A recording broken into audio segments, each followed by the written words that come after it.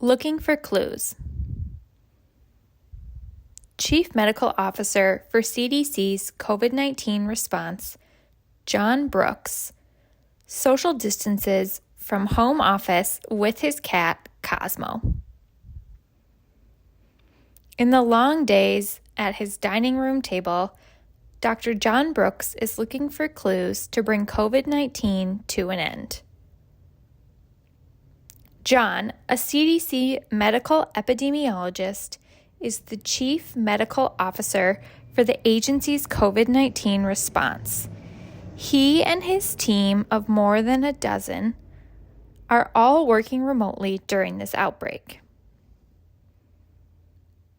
They're all poring over scores of newly published reports on the disease, compiling the highlights to share with researchers throughout the agency and figuring out how to apply their findings.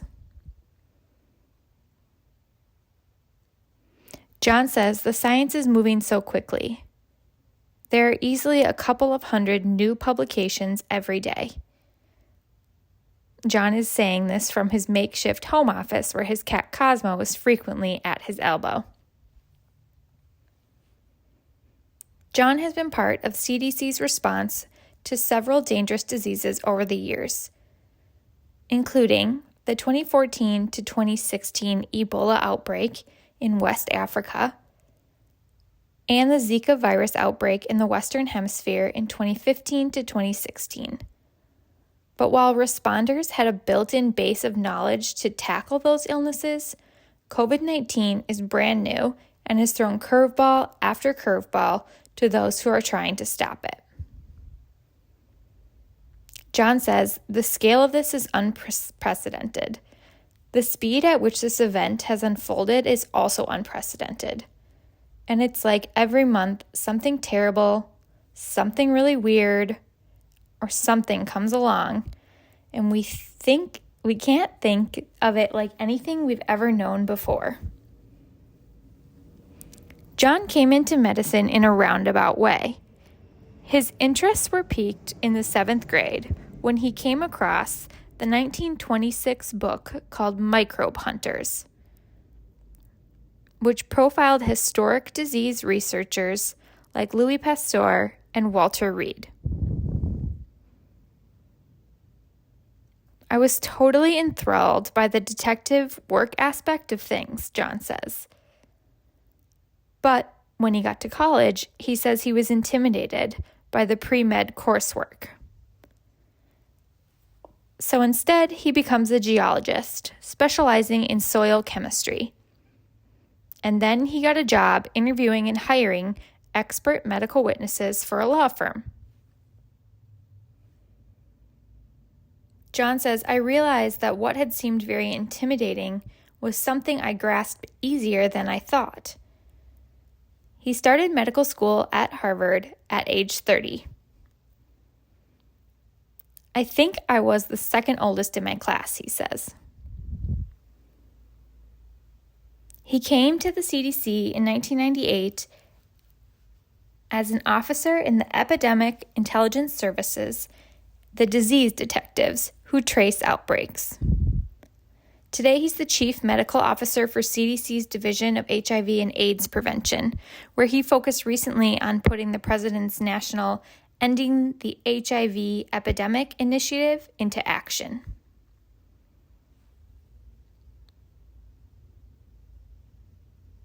The COVID-19 pandemic has meant that he and other CDC responders will be stepping away from their normal research again. But he adds that we need everyone to focus on this right now.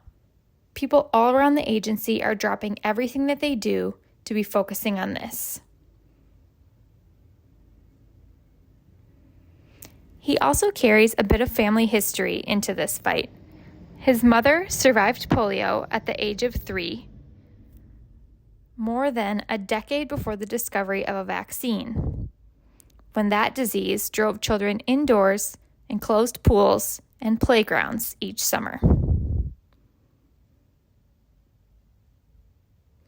The long-term effects of the disease have left her unable to walk unaided, eventually requiring her to use a wheelchair starting in her 40s. John hears an echo of those days as countries around the world have to endure sweeping closures to mitigate the spread of this new disease. John says the modern world as we know it has been made possible because of the benefit that we've had from effective vaccines, and now we have to go back to the old-fashioned ways of preventing disease. Over the history of mankind, social distancing measures and other non-pharmaceutical interventions aren't something new. But for our modern society, it seems very new. I hope one of the lessons learned here is that we realize the remarkable benefit that vaccines hold.